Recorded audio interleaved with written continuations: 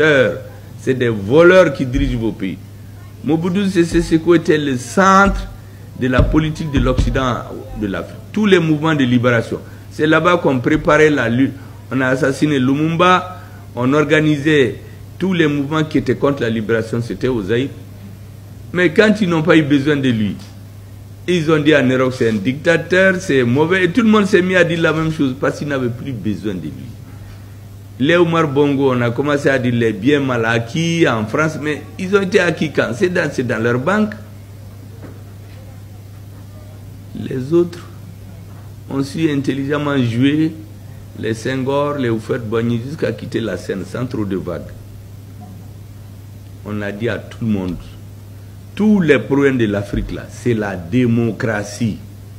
C'est parce que vous avez des dictateurs, il faut qu'ils quittent. C'est eux dont les élèves, les intellectuels, les syndicats, on dit qu'il faut augmenter les salaires par 2.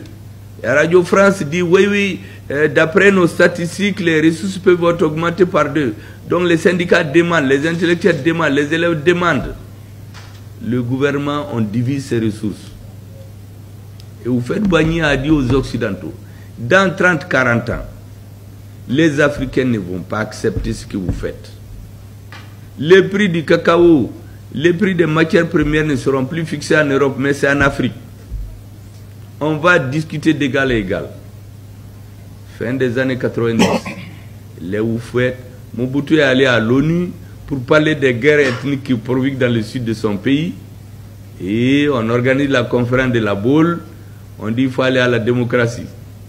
Donc, tous les chefs d'État apparaissent comme des dictateurs. Donc, tous les problèmes du pays, nous pensons tous, même quelqu'un qui a mal au ventre, il dit que c'est le président, parce que c'est un dictateur.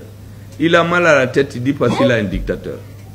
Or, ce dictateur-là, tout ce qui faisait de mal, mais l'argent va chez eux, ce qui est volé, c'est chez eux, mais aujourd'hui, on n'a pas besoin de lui. Donc, on formate les esprits.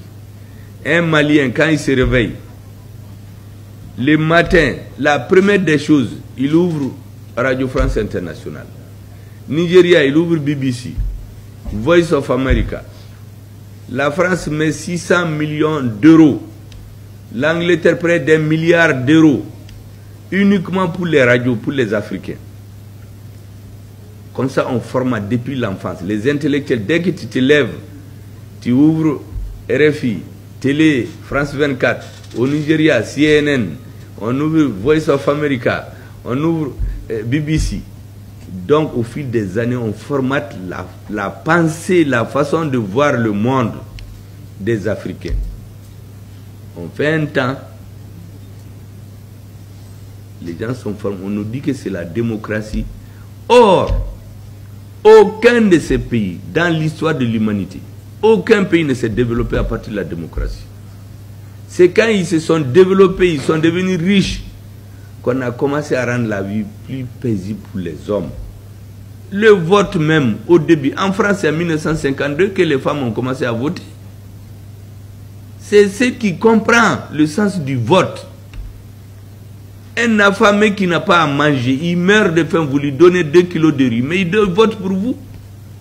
Il ne vote pas pour vos convictions.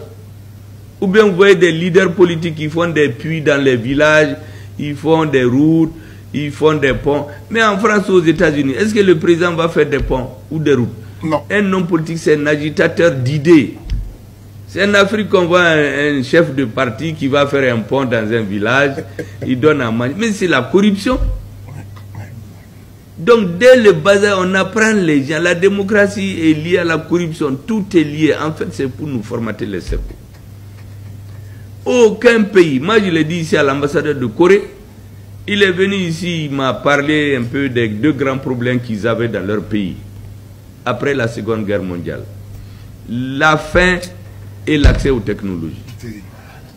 Ils ont résolu en 5 ans le problème de faim, définitivement. Personne n'a faim dans leur pays.